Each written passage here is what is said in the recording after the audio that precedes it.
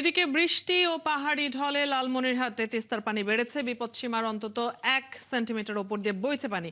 সবশেষ অবস্থা জানাতে সেখান থেকে যুক্ত হচ্ছেন সহকর্মী মিলন পাটোয়ারি। মিলন, তিস্তার পানি নিয়ে পানি উন্নয়ন বোর্ড কোনো ধরনের আশঙ্কার কথা জানিয়েছে কিনা? সার্বিক পরিস্থিতি কি সেখানে? অদিতি, লালমনিরহাটে তিস্তার পানি বিপদসীমা ছুঁই ছুঁই প্রায় গত 2 দিন থেকে ছিল। তবে আজকে বিকেল 3টায় আমরা লক্ষ্য করেছি যে তিস্তা ব্যারেজ পয়েন্টে তিস্তার পানি বিপদসীমার 1 সেন্টিমিটার উপর দিয়ে প্রবাহিত হচ্ছে। এর কারণে লালমনিরহাট জেলার যে নিম্ন অঞ্চলগুলো রয়েছে, নিম্ন অঞ্চলগুলো আস্তে আস্তে তলিয়ে যাচ্ছে। তবে ঘরবাড়িতে পানি ওঠে নাই, তবে কৃষকের যে ফসল এবং তাদের যে ভুট্টা, বাদাম এবং পাট বিভিন্ন জায়গায় তলিয়ে গেছে।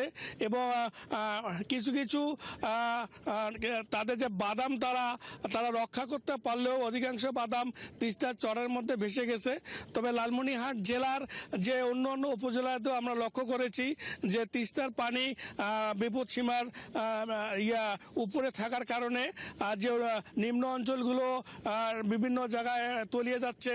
তবে লালমনিরহাট সহ যে অন্য অন্য জায়গার যে অঞ্চলগুলো রয়েছে সেখানেও আমরা লক্ষ্য করেছি যে যেহেতু তিস্তা নদী যেহেতু খনন প্রক্রিয়া না থাকার কারণে অল্প পানি উঠলেই লোকালয়ে প্রবেশ করছে।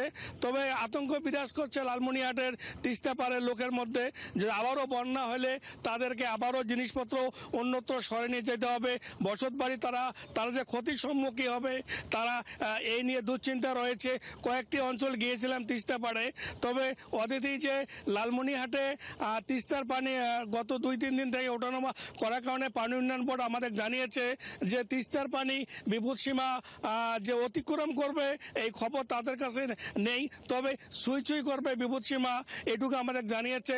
তবে বড় একটা বন্যার একটা পূর্বাভাস তারা আমাদের দিয়েছে যে পূর্বের 2025 সালের ন্যায় 2026 সালেও। মিলন, আপনার কাছ থেকে আমরা তিস্তার পানির সবশেষ অবস্থা জেনে নিচ্ছিলাম। ধন্যবাদ যুক্ত হয়ে জানিয়ে দেবার জন্য। দর্শক, লালমনিরহাট থেকে সহকর্মী মিলন পাটোয়ারি আমাদের সাথে যুক্ত ছিলেন এতক্ষণ।